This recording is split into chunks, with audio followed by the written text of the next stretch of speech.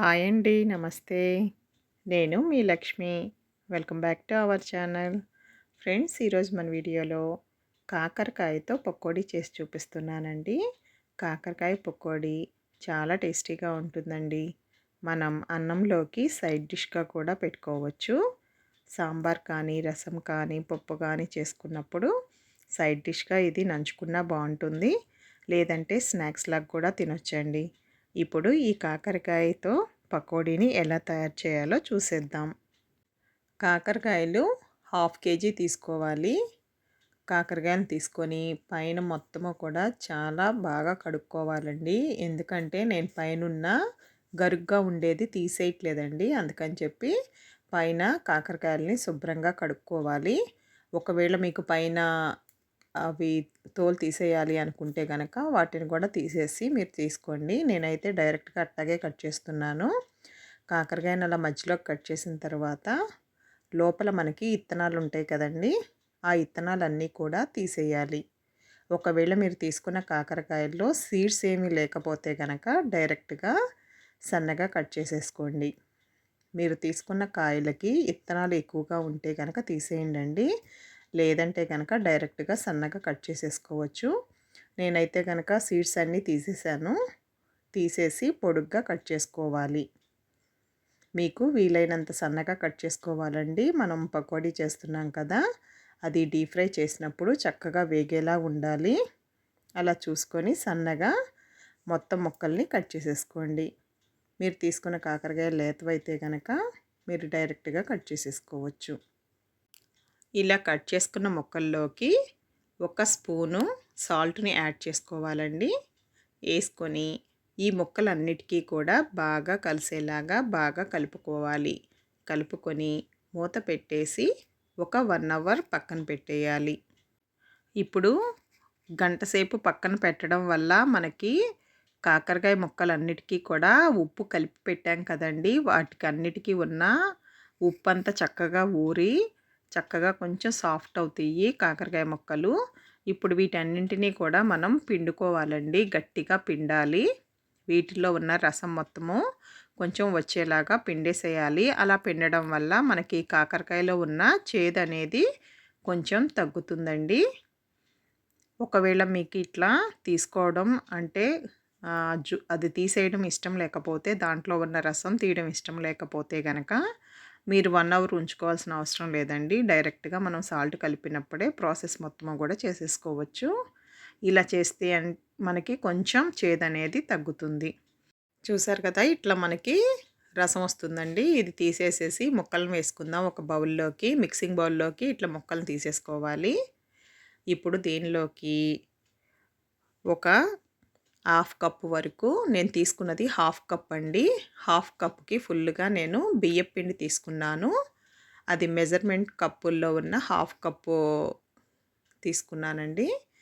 ఇది half cup బియ్యపు పిండి వేసుకోవాలి. అలాగే తర్వాత నేను పావు కప్పు మెజర్‌మెంట్ ఉన్న స్పూన్ తీసుకున్నాను. పావు కప్పుతో నేను బొంబాయి రవ్వ వేస్తున్నానండి. మీకు బొంబాయి రవ్వ వేయడం ఇష్టం లేకపోతే ఆ ప్లేస్‌లో మీరు శనగపిండి వేసుకోవచ్చు. కొంచెం శనగపిండి అందరికీ పడదు కదండీ! అందుకని నేను బొంబాయి రవ్వ వేస్తున్నాను.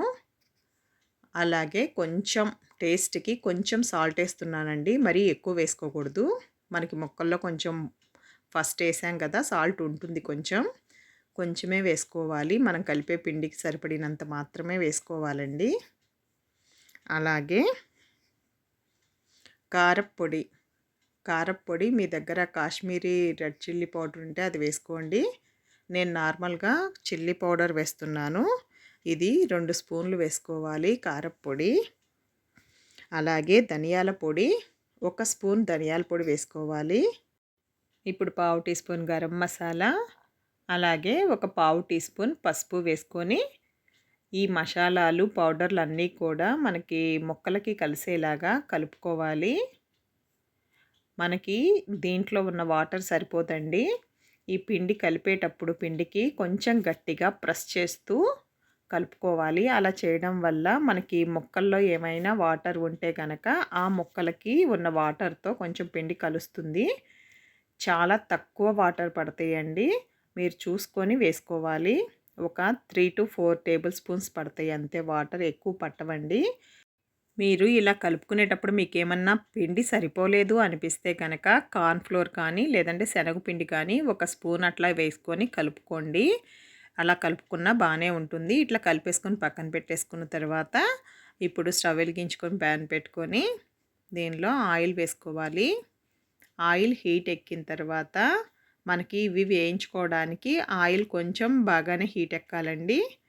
బాగా వేడెక్కిన తర్వాత మనం కాకరకాయలని కొద్ది కొద్దిగా తీసుకొని కలుపుకున్నాం కదా, కాకరకాయ ముక్కలన్నిటిని వేసుకోవాలండి. ఈ కాకరకాయ ముక్కలు వేసుకునేటప్పుడు కూడా మనం వేసుకున్న నూనె ఫుల్గా వచ్చేలాగా వేసుకోకూడదండి, కొంచెం కొంచెమే వేసుకోవాలి. మరీ ఎక్కువగా వేసుకున్నాము అంటే కాకరకాయ ముక్కలు క్రిస్పీగా రాకుండా కొంచెం సాఫ్ట్ అయిపోతాయి. మనం ఈ కాకరకాయ ముక్కలు వేసుకునేటప్పుడు మనం నూనె కాగిన తర్వాత స్టవ్ ఫ్లేమ్ని మీడియంలోకి అడ్జస్ట్ చేసుకొని ఈ కాకరకాయ ముక్కల్ని వేసుకోవాలండి. అలా వేసుకొని మనం వేయించుకుంటే గనక మనకి ముక్కలు లోపల వరకు వేగి చక్కగా క్రిస్పీగా ఉంటాయండి. అటు ఇటు కలుపుకుంటూ రెండు పక్కలా వేగనివ్వాలండి. చూసారు కదా, ఇలా వేగిపోయిన తర్వాత వీటిని మనం ఒక ప్లేట్లోకి తీసేసుకుందామండి. తర్వాత మిగిలిన ముక్కలను కూడా వేసుకొని వేయించేసుకోవాలి. ఇప్పుడు వీటిని కూడా ఒక ప్లేట్లోకి తీసేసుకుందామండి. చూసారు కదా, వీటిని మనం ఏదన్నా పప్పు రైస్లోకి కానీ లేదంటే సాంబార్ రైస్లోకి కానీ సైడ్ డిష్గా తీసుకోవచ్చు, లేదంటే స్నాక్స్గా కూడా తీసుకోవచ్చండి. చాలా టేస్టీగా ఉంటాయి. వీటిని మీరు ఎయిర్ టైట్ కంటైనర్లో స్టోర్ చేసుకుంటే కనుక 3 డేస్ కూడా 3 డేస్ అయినా సరే మీకు క్రిస్పీగా ఉంటాయండి. ఇవి చాలా టేస్టీగా ఉంటాయి. పిల్లలు కూడా చాలా ఇష్టంగా తింటారండి. కాకరకాయ అంటే ఇష్టపడని వాళ్ళు కూడా చక్కగా తింటారు. ఒకసారి మీరు ట్రై చేసి మీకు ఎలా కుదిరిందో నాకు కామెంట్ చేయండి. అలాగే ఈ వీడియో మీకు నచ్చితే కనుక తప్పకుండా లైక్ చేయండి. అలాగే మీ ఫ్రెండ్స్కి షేర్ చేయండి. మరిన్ని టేస్టీ రెసిపీస్ కోసం మన ఛానల్ని తప్పకుండా సబ్స్క్రైబ్ చేసుకోండి. Thank you. Thanks for watching.